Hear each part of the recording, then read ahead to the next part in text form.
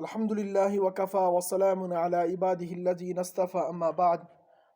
قال الله تبارك وتعالى إن الله اشترى من المؤمنين أنفسهم وأموالهم بأن لهم الجنة.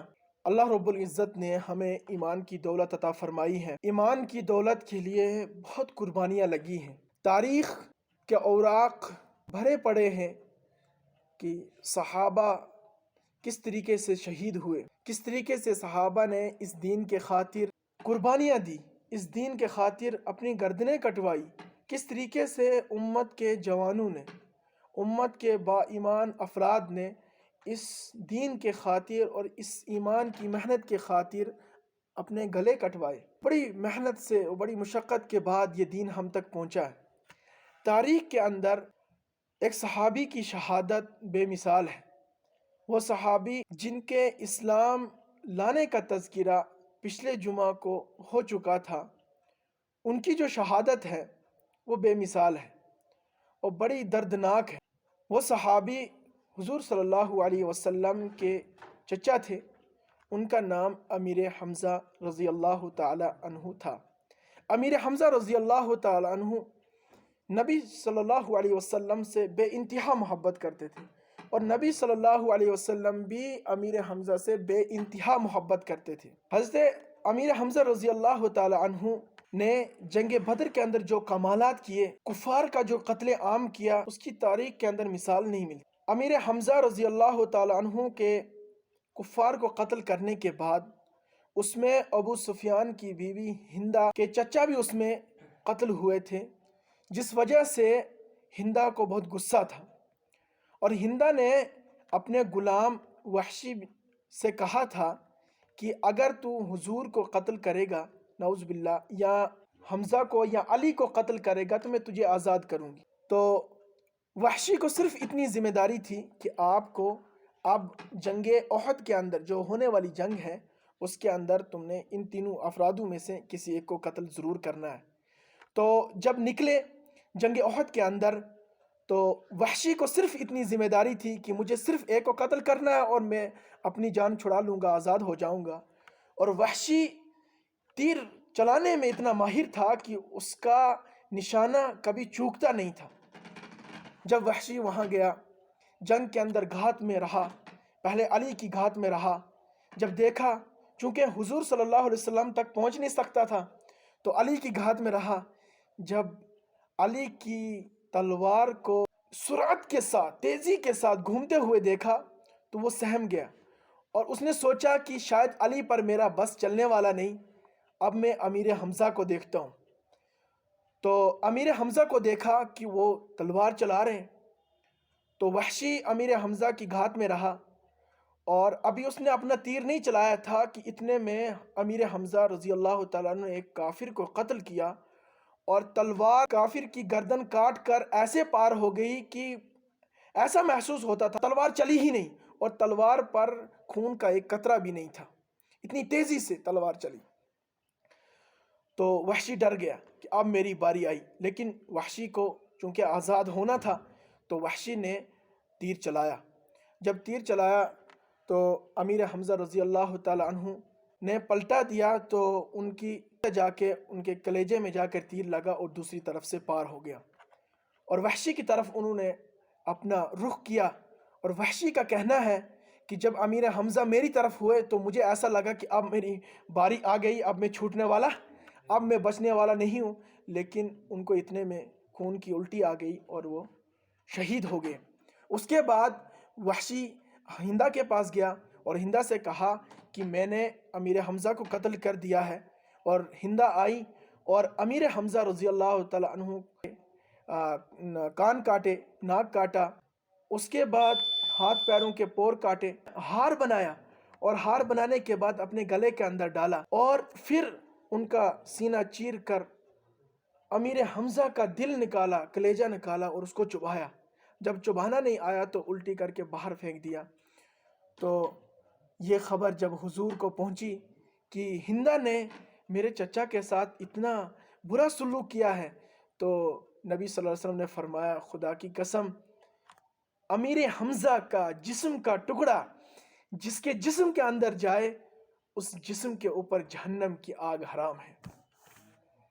اس کے بعد تقریباً 7 سال کے بعد جب مکہ فتح ہوا تو وحشی بن حرب کے بارے میں نبی صلی اللہ علیہ وسلم نے فرمایا جہاں وحشی کو پاؤ گے اس کو قتل کر دو۔ تو وحشی خوفزدہ ہوا، طائف میں جا کر چھپا۔ وہاں سے بھی لوگوں نے کہا کہ آپ اسلام لائیں گے تو بچیں گے، نہیں لائیں گے تو آپ کو قتل کر دیا جائے گا۔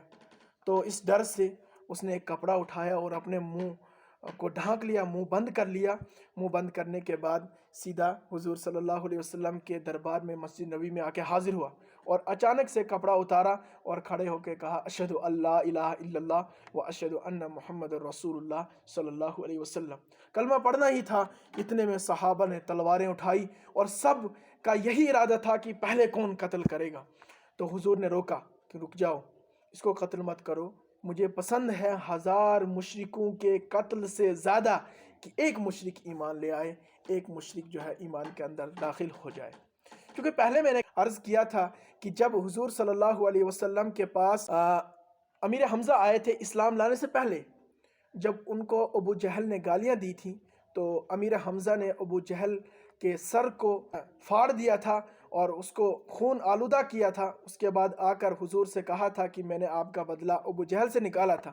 تو اس وقت بھی حضور اکرم صلی اللہ علیہ وسلم نے فرمایا تھا کہ اے چچا، مجھے اس میں خوشی نہیں ہے کہ آپ نے ابو جہل کے سر کو پھاڑا ہے، مجھے خوشی اس چیز میں ہے کہ اگر آپ ایمان لے آئیں اور آپ جو ہے اسلام سے بمشرف ہوں، مجھے اس میں خوشی ہے۔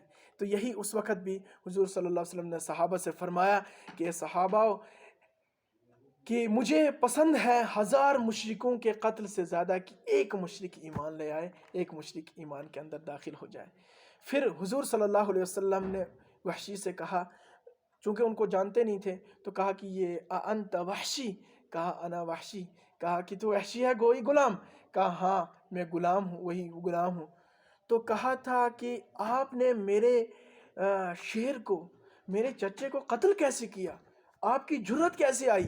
تو وحشی کا کہنا ہے کہ میں تو ان کو نیند میں بھی قتل نہیں کر سکتا۔ اتنا رعب، ان کا ولولہ اور ان کی دہشت اور ان کا خوف اتنا تھا، ان کی جوانی اتنی بھرپور تھی کہ میں ان کو نیند میں بھی وار نہیں کر سکتا تھا۔ تو کہا پھر کیسے قتل کیا؟ کہا بڑی مدت سے وقت سے میں ان کی طاق میں تھا کہ کس طریقے سے قتل کروں، تو آخر میں نے برچی مار لی اور ان کو شہید کر دیا۔